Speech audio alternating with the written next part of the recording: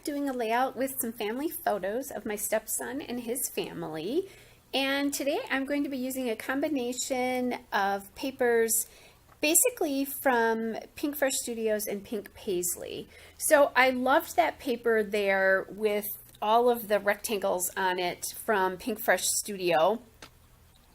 That particular paper is from the Live More collection and it's called Simple. There was just something about it, and I loved the way it went with these colors because there's a lot of peach and there's like a slatey kind of dusty bluey turquoise color, and then or coral, not necessarily peach but coral, and then there was a minty green and kind of a yellowy green. So it went great with the colors in these photos that I'm working with. And then what I decided I wanted to do is I wanted to break up that background, that simple paper with all the geometric, and put something different on the top. So I'm kind of working with my grid mat there to get a 12 by 12 space here. I did take about, well, actually in the end, I used that Live More paper as a background there, but you're only going to see probably about 5 inches of it, maybe a little bit more, but probably about 5 inches. All right, so, and hold on a second. All right, sorry about that. They've decided it's the perfect time to mow in my neighborhood right now. So I went and closed a door. Hopefully it won't be too loud. Anyway, you're only going to end up seeing about 5 inches of that rectangular paper because I'm going to use this pink coral. So this coral Pink Paisley Paige Evans Fancy Free paper to use as a mat for my photos. And that's from the 12 by 12 pad. So I don't have a name for that paper. And then that aqua paper that I used in that strip on the top is from Pink Paisley Paige Evans Fancy Free, again, the 12 by 12 paper pad. That collection, that Fancy Free collection, and this Pink Paisley, or Pink Fresh Live More collection blend just beautifully together. I love, love, love the way these go together. And I didn't have a lot of the Live More collection left, and the things that I did, I like Pink Fresh Studios, but they have a different design aesthetic. It's a lot more, I guess, geometric. I find that the patterns are a little bit harder to blend for me anyway, but I love them because they're so different from my regular scrapping materials and collections that I use. So I like the challenge of using them. But I love the fact that it worked with these pieces so that I could blend some smaller patterns together, some things that I'm more familiar with, like the polka dots there. So then I am going to use this 3x3 square card from the Pink Fresh Studios Live More cut apart. That paper is called Rise, the cut apart paper, and it just says this is where I need to be. So I thought that was appropriate considering that it's the family photos of my stepson's family with those darling grandchildren of mine. And then I just added on the top right there that acrylic word that says every day and a heart. And I just thought it was appropriate because, not that they have these photos taken every day, but they do wonderful things like, you know, climbing all over daddy and mommy's laughing, and, you know, taking walks together and that kind of a thing. That is there every day. They're just a really great family. So that acrylic word is from Elle Studio. I don't know if they're still available, but they do have acrylics available all the time. I love to use them on pages. Then I put a little, I'm working on thinking about doing some puffy stickers on this layout up by that little die cut word there. And actually I've changed my mind temporarily. So I'm also thinking about the title. So I put up that die cut on the top left there that says "This is Magic." And that again is from the Pink Fresh Studios Live More collection, and it's the foil die cuts. So I'm going to use those. I'm thinking that I want this this layout to say family in some sort of gray with that everyday acrylic below it. And I'm not quite sure how I'm going to make that work. And then I find this alphabet, which I'm sorry, but I completely forgot to write down the title of that. That is an old Amy Tangerine alphabet from quite a few years ago. So I don't think it's really available anymore, but it's a chipboard alphabet it's kind of cool because it has an embossed kind of grid in it. So anyway, sorry about that. If you want to know what the actual name of that alphabet is, just leave a comment on the video and I will answer you then. Otherwise, I'm not going to worry about it. But if you're interested, I will absolutely get that for you.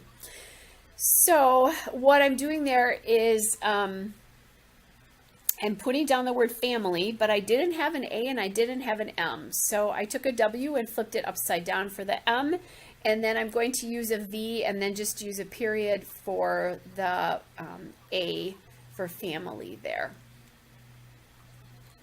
And I like to do that. I like to MacGyver those letters to make what I want it to, make them say what I want them to say. It certainly helps me really get the most out of my alphabets. All right, so I like to use ATG on these acrylic words. I'm always afraid that if I don't use the ATG, that they won't stick. Even though I have that tacky glue from Scotch, I have it, but I'm just afraid of it. I am, however, going to use that glue, which is in my fine line bottle there, to get down the chipboard letters there, because those letters are fairly old, and I pretty much do this with all my chipboard anyway. I add some tacky glue to the back of them just because I have had them fall off, and I just don't want, it's fine if I find them when they fall off, but when I give these layouts to my stepson and his family for their family albums that I'm making them, and they go through them, they may not know how to, or have the materials, more importantly, to glue these back together. So that's why that's important to me. And, I do want the boys to be able to look through these albums and that kind of thing, and they're still little. So anyway, just making it a little easier. So I'm going to use my Cutter B tweezers there so that I can get that A in there. And it was giving me a little bit of hard of a time. It wouldn't stay centered in there, which was driving me a little crazy. But there we go. All right, and now I'm back to the puffy stickers again, and I found this puffy sticker on the Paige Evans Turn the Page puffy stickers, and it was so cute because there were 4 people there, and they were in the colors of the Livermore paper, that rectangular paper. And then I also found that floral puffy sticker, so I liked that. I like how that works with the This Is Magic die cut. And then I did find that Can't Get Enough die cut in the Livermore die cut. So that I put on the bottom of that. This is where I need to be. I like how it kind of, the dark orange there sort of grounds it. It grounds that, that this is where I need to be cut apart there. And I had inked the edges of these papers just because they're so light. So I wanted to ink them, and I wanted to make sure that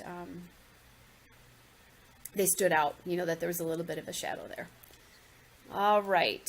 So then I'm kind of looking at my stickers again too. And then there is a sticker book that goes with, this is Turn the Page. If I said fancy free, the puffy stickers and these stickers here are from her new collection, Paige Evans' new collection, which is called Turn the Page.